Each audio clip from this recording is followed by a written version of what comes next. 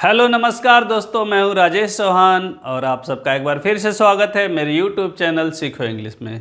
तो दोस्तों, आज हम लोग पढ़ेंगे एक्टिव से पैसिव बनाना, अर्थात एक्टिव वॉइस से पैसिव वॉइस बनाना। तो दोस्तों, आज हम कोशिश करेंगे कि हम एक ही लेक्चर में पूरा टेंस कंप्लीट कर दें, पूरा वीडियो एक ही वीडियो में पूरा आपको एक्टिव पैसिव पढ़ा दें, कोशिश करेंगे। चलिए, तो हम समय न गवाते हुए सीधे आते हैं, आगे बढ़ते हैं। चलिए देखिए दोस्तों, सबसे पहले हम देखते हैं, देखिए यहाँ लिखे हम बोर्ड पे active voice and passive voice. इसके पहले हम थोड़ा सा और जान लें कि पैसिव वॉइस में हमेशा क्रिया का तीसरा रूप लगता है। देखिए यहाँ नोट में मैंने लिखा है कि पैसिव वॉइस में हमेशा क्रिया का तीसरा रूप ही लगता है। मतलब आप जब भी पैसिव बनाएंगे तो क्रिया के तीसरे रूप का प्रयोग करेंगे। क्लियर है? चलिए तो आगे बढ़ते हैं। चलिए देखते हैं पैसिव, अब एक्टिव और पैसिव, एक्टिव वॉइस और पैसिव वॉइस। हमने एक चार्ट बना के रखा है यहाँ पे पहले से, ताकि समय का बचत हो। देखिए, यदि कभी भी एक्टिव वॉइस यदि प्रेजेंट इंडेफिनिट टेंस में हो या किसी का भी इंडेफिनिट हो तो उसका आगे वाले टेंस की सहायक क्रिया लेता है, मतलब कंटिन्यूअस टेंस की सहायक क्रिया लेता है। चलिए देख लेते हैं। अगर आपको एक्टिव वॉइस में क्रिया का पहला रूप दिख जाए, क्रिया का पहला रूप दिख जाए, या उसमेम यस या ईएस लगा हो, या फिर आपको डू या डज दिख जाए, तो आप पैसिव वॉइस में क्या लिखेंगे? Is am are. तो पैसिव वॉइस आप इज एम आर की मदद से बनाएंगे या इज एम आर की सहायता से बनाएंगे। क्लियर है? अगर आपको एक्टिव वॉइस में इज एम आर दिख जाए, देखिए यहाँ इज एम आर, यदि आपको एक्टिव वॉइस में इज एम आर दिख जाए तो पैसिव वॉइस में हम इज एम आर के साथ बीइंग जोड़ लेते हैं, अर्थात is being, are being, am being का प्रयोग करते हैं। क्लियर है? चलिए देखते हैं। यदि आपको एक्टिव वॉइस में हैज या हैव दिख जाए, क्या दिख जाए? हैज या हैव। यदि आपको एक्टिव वॉइस में हैज या हैव दिख जाए तो पैसिव वॉइस बनाते समय हम हैज बीन या हैव बीन का प्रयोग करेंगे। क्लियर है? देखिए, किसी का भी, चाहे प्रेजेंट का, चाहे पास्ट का या फ्यूचर का, किसी का भी परफेक्ट कंटिन्यूअस का पैसिव वॉइस नहीं बनता है। मतलब प्रेजेंट परफेक्ट कंटिन्यूअस का भी पैसिव वॉइस नहीं बनेगा, पास्ट परफेक्ट कंटिन्यूअस टेंस का भी पैसिव वॉइस नहीं बनेगा, और फ्यूचर परफेक्ट कंटिन्यूअस टेंस का भी पैसिव वॉइस नहीं बनेगा। क्लियर है? तो देखिए, यदि आपको एक्टिव में हैज बीन या हैव बीन दिख जाए तो इसका पैसिव नहीं बनता है। क्लियर? यदि आपको एक्टिव में क्रिया का दूसरा रूप दिख जाए, क्रिया का दूसरा रूप, या फिर आपको डिड दिख जाए, ये दोनों पास्ट इंडेफिनिट में दिखता है। यदि आपको क्रिया का दूसरा रूप या डिड दिख जाए तो पैसिव वॉइस बनाते समय हम वाज और वर की मदद से बनाएंगे, हम वाज या वर का प्रयोग करेंगे। यदि आपको एक्टिव वॉइस में वाज या वर दिख जाए तो पैसिव वॉइस में हम वाज वर के साथ बीइंग जोड़ देंगे, अर्थात हम वाज बीइंग या वर बीइंग का प्रयोग करेंगे।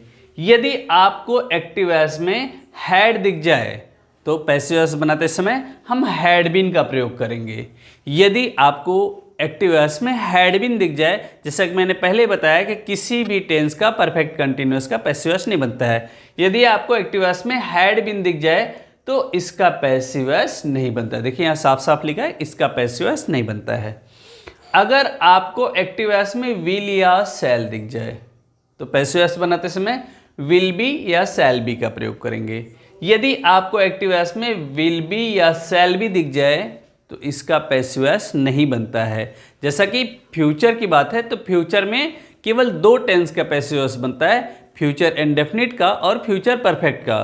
फ्यूचर कंटिन्यूअस और फ्यूचर परफेक्ट कंटिन्यूअस का पैसिव वॉइस नहीं बनता है। तो देखिए, अगर आपको एक्टिव में विल बी या शैल बी दिख जाए तो इसका पैसिव वॉइस नहीं बनता है। यदि आपको एक्टिव वॉइस में विल हैव या शैल हैव दिख जाए तो पैसिव वॉइस बनाते समय विल हैव बीन या शैल हैव बीन का प्रयोग करते हैं। यदि आपको एक्टिव वॉइस में विल हैव या शैल हैव दिख जाए तो पैसिव वॉइस बनाते समय विल हैव बीन या शैल हैव बीन का प्रयोग करते हैं। यदि आपको एक्टिव वॉइस में विल हैव बीन या शैल हैव बीन दिख जाए तो उसका पैसिव वॉइस नहीं बनता है। क्लियर है? चलिए दूसरी एक महत्वपूर्ण बात आप की चर्चा हम कर लें कि आपका यदि एक्टिव अफर्मेटिव सेंटेंस हो तो आपका पैसिव भी अफर्मेटिव होगा। यदि आपका एक्टिव निगेटिव सेंटेंस हो तो तो आपका पैसिव भी निगेटिव होगा। यदि आपका एक्टिव सिंगल इंट्रोगेटिव सेंटेंस हो अर्थात ऑक्सिलरी से शुरू हो या हेल्पिंग वर्ब से शुरू हो तो आपका पैसिव वॉइस भी हेल्पिंग वर्ब से शुरू होगा, वो भी सिंगल इंट्रोगेटिव सेंटेंस होगा। यदि आपका active voice double interrogative sentence हो अर्थात क्वेश्चन वर्ड से शुरू हो तो आपका पैसिव भी डबल इंट्रोगेटिव सेंटेंस होगा। चलिए तो देख लेते हैं, थोड़ा सा हम देखते हैं, आइए। तो दोस्तों चलिए हम एक सेंटेंस को लेके समझते हैं। ही टीचेज मी। दोस्तों सबसे पहले हम करते क्या हैं, एक्टिव से पैसिव बनाते समय हम कर्ता को कर्म के घर में ले जाते हैं, मतलब कर्ता को कर्म की जगह ले जाते हैं और कर्म को कर्ता की जगह ले जाते हैं। तो देखिए अब चूंकि ये कर्ता को हम कर्म के घर में ले जाएंगे अर्थात सब्जेक्ट को ऑब्जेक्ट के घर में ले जाएंगे, तो सब्जेक्ट को ऑब्जेक्ट के घर में ले जाएंगे या ऑब्जेक्ट के स्थान पे ले जाएंगे तो उसको हम ऑब्जेक्ट बना कर ले जाएंगे। उसी तरह अगर ऑब्जेक्ट को सब्जेक्ट के घर में ले आएंगे, क्योंकि पहले सब्जेक्ट का घर होता है, पहले सब्जेक्ट का स्थान होता है, तो जब भी हम ऑब्जेक्ट को सब्जेक्ट के घर में ले आएंगे मतलब कर्म को कर्ता के घर में ले आएंगे तो इसको कर्ता बना के ले आएंगे। सिंपल सी बात है। चलिए तो देख लेते हैं, चलिए थोड़ा सा और हम यहाँ देख लेते हैं, एक छोटा सा चार्ट बनाते हैं हम।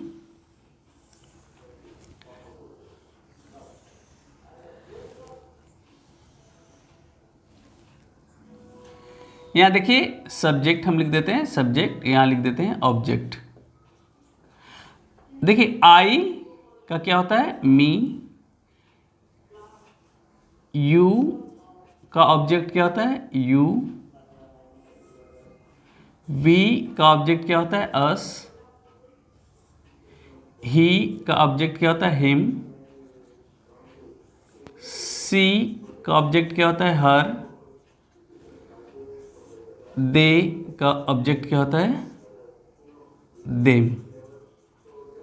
तो दोस्तों ये इतने जो हैं ये बदलते हैं, बाकी सब जैसे है वैसे रख देंगे। देखिए तो ये हम मी को पहले इधर ले आए, मी को यहाँ ले आएंगे तो ये देखिए मी है और सब्जेक्ट के घर में आएगा तो हो जाएगा आई।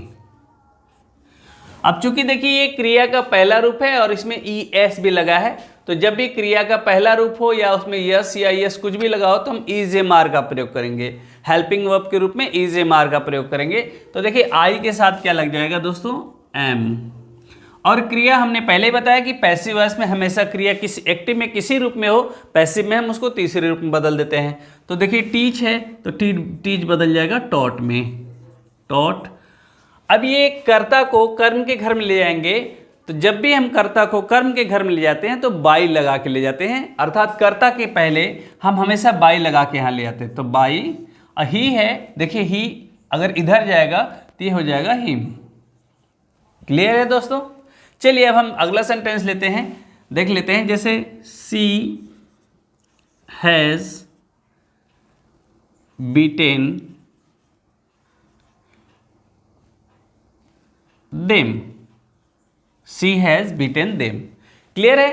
तो पहले हम क्या करते हैं कि सब्जेक्ट को हम क्या, ऑब्जेक्ट को सब्जेक्ट के घर में ले आते हैं, तो देम को अगर इधर ले आते हैं तो ये हो जाता है दे, दे हो गया। क्लियर है।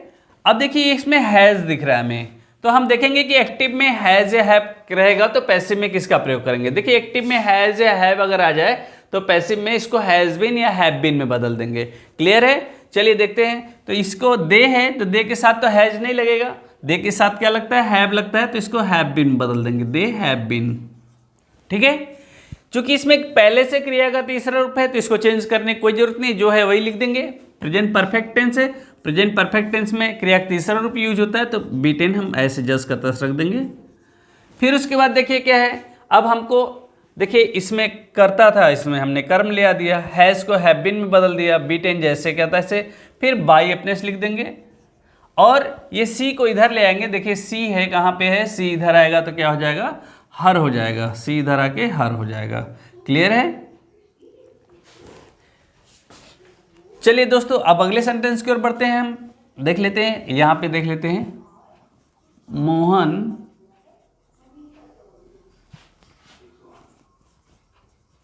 अब्यूज्ड मी, ठीक है। मोहन अब्यूज्ड मी, देखिए मोहन अब्यूज्ड मी, देखिए ये अब्यूज जो है वो क्रिया का दूसरा रूप है, क्योंकि मोहन अब्यूज्ड मी ये पास्ट इंडेफिनिट टेंस है और इसमें क्रिया का दूसरा रूप यूज होता है। तो देखते हैं क्रिया का दूसरा रूप कहाँ पे है। तो क्रिया का दूसरा रूप या आपको डिड दिख जाए तो उसको वाज या वर की मदद से बनाते हैं। तो हम पैसिव में वाज या वर का वो करेंगे। तो चलिए पहले हम कर्म को कर्ता घर में ले आते हैं। तो ये मी इधर आएगा, देखिए मी इधर आके क्या हो जाएगा, आई हो गया। अब चूंकि क्रिया का दूसरा रूप है तो वाज वर लगाएंगे, तो आई के साथ क्या होगा, was.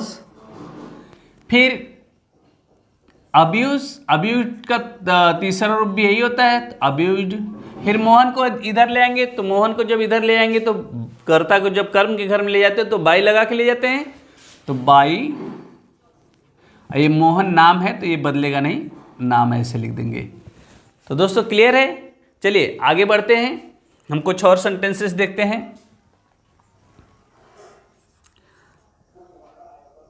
Ram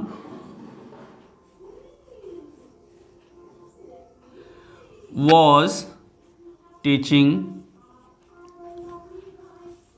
us, Ram was teaching us। देखिए Ram was teaching us affirmative sentence है, लेकिन हम देखेंगे एक्टिव में किसका, किस ऑक्सिलरी का प्रयोग हुआ है। तो इसमें देखिए was लगा है और was कहाँ है, was वर रहेगा, तो इसके साथ हम being जोड़ देंगे, अर्थात ये was being और were being हो जाएगा। तो चलिए us को इधर ले आते हैं। us देखिए इसमें है, us इधर आता है तो we हो जाता है, और वी के साथ वॉज नहीं लगता है, क्या लगता है, वर, और इसके साथ जोड़ देंगे हम बीइंग, वर बीइंग हो गया। टीचिंग है, क्रिया में आईएनजी है तो पैसिव बना रहे हैं, तो क्रिया का तीसरा रूप लगेगा। हमने पहले बताया कि पैसिव में हमेशा क्रिया का तीसरा रूप ही लगता है। तो ये टीचिंग है तो टीचिंग बन जाएगा टॉट में, टॉट। फिर राम को उधर ले जाना है तो हम बाई लगा देंगे, बाई राम। दोस्तों बस यही बदलते हैं, ये राम सीता कोई भी नाउन रहे तो बदलता नहीं, जस का तस रखते हैं। बस इतने प्रोनाउंस जो है ये इनको बदलेंगे, बाकी इनको नहीं बदलेंगे। क्लियर है। तो चलिए अब हम कुछ और सेंटेंसेस देखते हैं। इसके पहले इसको इरेज करते हैं, आप स्क्रीनशॉट लेना चाहें तो ले लें।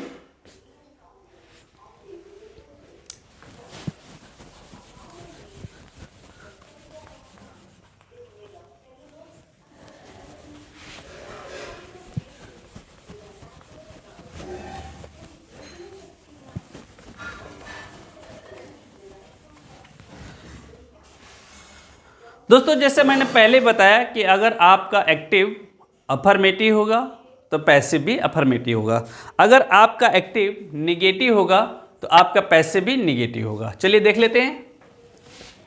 सी does not abuse him, she does not abuse him. देखिए आपका एक्टिव जो है वो निगेटिव सेंटेंस है, तो आपका पैसिव स्वाभाविक है कि निगेटिव होगा। तो चलिए देखते हैं, इसमें डू डज लगा है और डू डज लगा रहेगा तो हम इज ए मार का प्रयोग करेंगे। तो सबसे पहले हम कर्म को कर्ता के घर में ले आते हैं। कर्म है हमारा हिम, देखिए हिम कहाँ है, हिम इधर आएगा तो हो जाएगा ही, तो हिम को इधर ले आएंगे तो ये हो जाएगा ही। ही के साथ क्या लगेगा, इज ए मार में से देखिए डू डज रहेगा तो इज ए मार लगाएंगे, तो ही के साथ लगेगा इज। फिर देखिए इसमें बस क्या अंतर होता है, इसमें करता है, इसमें कर्म आ गया, इसमें डज है, इसमें इज आ गया। इसके बाद जो है सेम रहेगा, नॉट है तो नॉट रहेगा, अब्यूज है इसको तीसरे रूप में लिख देंगे, अब्यूज को अब्यूज हो जाएगा। फिर इसको इधर ले जाना है, तो जब भी कर्ता को हम कर्म के घर में ले जाते हैं तो हम क्या करते हैं, बाई लगा देते हैं, बाई। सी देखिए इसमें है, सी इधर जाएगा तो क्या हो जाएगा दोस्तों, हर। क्लियर है। चलिए और सेंटेंसेस देखते हैं।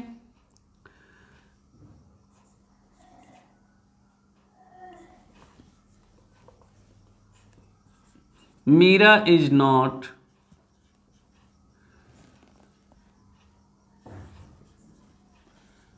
Playing cricket, Meera is not playing cricket. ये निगेटिव है तो हमारा पैसिव भी निगेटिव होगा। तो सबसे पहले क्रिकेट को इधर ले आते हैं, क्रिकेट। देखिए इज लगा है, देखते हैं इज एम आर कहाँ है, देखिए इज एम आर अगर एक्टिव में आ जाए तो पैसिव बनाते समय इनमें बीइंग जोड़ देंगे, अर्थात इज बीइंग, आर बीइंग और एम बीइंग लगाएंगे। लेकिन दोस्तों हमेशा ध्यान रखेंगे, जब भी आपका ऑक्सिलरी एक से ज़्यादा वर्ड हो, मतलब इज बीइंग है, तो हम नॉट को हमेशा पहले वाले ऑक्सिलरी के बाद रखते हैं। तो देखिए इसमें इज क्रिकेट है तो क्रिकेट के लिए इज रहेगा, फिर नॉट रखेंगे और फिर बीइंग जोड़ेंगे। तो क्रिकेट इज नॉट बीइंग हो गया। इसमें प्लेइंग है तो हम प्लेइंग को तीसरे रूप में बदलेंगे तो ये हो जाएगा प्लेड। इसके बाद दोस्तों मीरा को इधर ले जाना है, चूंकि कर्ता को जब कर्म के घर में ले जाते हैं तो बाई लगाते हैं, तो बाई और ये मीरा। क्लियर है? चलिए नेक्स्ट देखते हैं। They will not won the match. They will not won the match. Clear है? चलिए इसको समझते हैं। देखिए विल लगा है तो विल सेल अगर देखते हैं कहाँ पे है, विल सेल रहेगा तो विल बी सेल भी हो जाएगा। क्लियर है? चलिए तो देख लेते हैं। तो द मैच को इधर ले आएंगे, द मैच। विल नॉट है तो इसके साथ भी विल ही लगेगा, विल नॉट बी। बी हमने आपको पहले बताया कि जब भी ऑक्सिलरी एक से ज़्यादा वर्ड, जिससे विल बी है यहाँ, तो हम नॉट हमेशा इस बीच में रखेंगे। विल नॉट बी, एक सेकेंड, ये सॉरी गलत हो गया, यहाँ विन होगा। हाँ, the match will not win, sorry they will not win the match होगा, क्योंकि फ्यूचर इंडेफिनिट है और फ्यूचर इंडेफिनिट में क्रिया का पहला रूप यूज होता है। तो चलिए देख लेते हैं। The match will not be वोन। फिर चूंकि इसको इधर ले जाना है, हमको कर्ता को कर्म के घर में ले जाना, तो बाई लिखेंगे, बाई। दे का क्या हो जाता है, देखिए दे हो जाता है देम। क्लियर है दोस्तों? तो चलिए अब हम कुछ और सेंटेंसेस देखते हैं। अब हम निगेटिव भी देख लिए, अब हम बढ़ते हैं आगे सिंगल इंट्रोगेटिव सेंटेंस की ओर।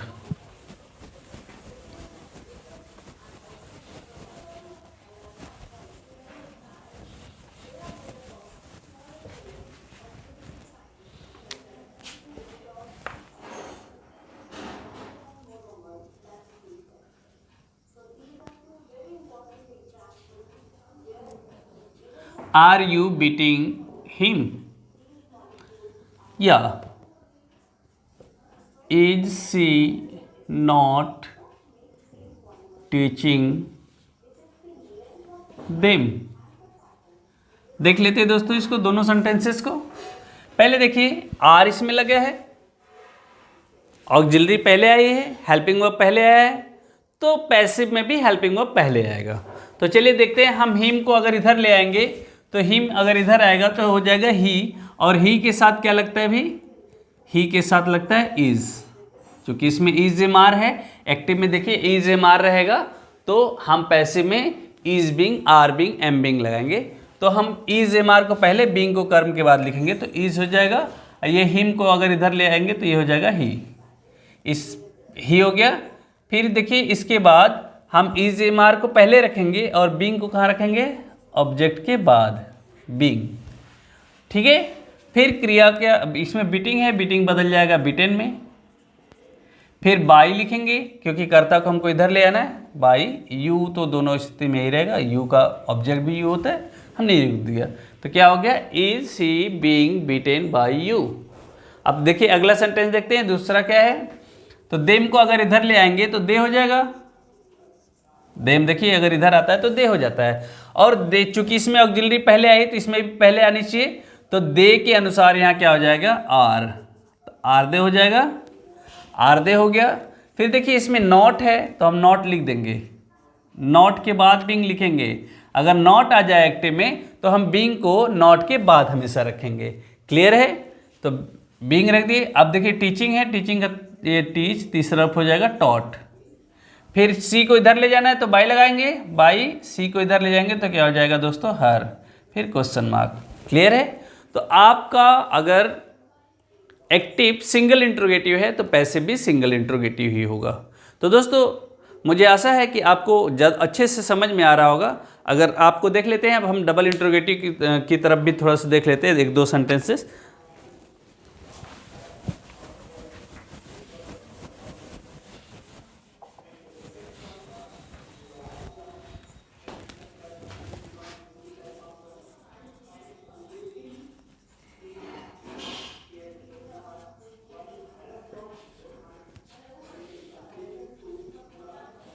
Why have you done this work? Why have you done this work? तो दोस्तों देखिए एक्टिव में आपका क्वेश्चन वर्ड पहले आ गया तो पैसिव में भी पहले क्वेश्चन वर्ड आ जाएगा, वाई रख देंगे। अब चूंकि इसमें हैव जो यू है वो हैव जो है यू के अनुसार है, लेकिन इसमें जो हैव है हैज हैव आएगा, चूंकि हैव आ गया तो इसमें हैज बीन हैव बीन लगेगा। देखें हैज हैव रहेगा तो हैज बीन हैव बीन लगेगा। तो चूंकि इसमें हैव यू के अनुसार है, लेकिन इसको हम इधर अगर ले आएंगे दिस वर्क तो इसके अनुसार हो जाएगा हैज। फिर दिस वर्क को इधर ले आइए, दिस वर्क। नॉट इसमें नहीं है। अब इसके बाद हम लिख देंगे बीन। हमेशा हमने आपको पहले बताया कि अगर दो ऑक्सिलरी हो जैसे हैज़ बीन या हैव बीन तो एक को कर्म के पहले रखेंगे और एक को कर्म के बाद रखेंगे।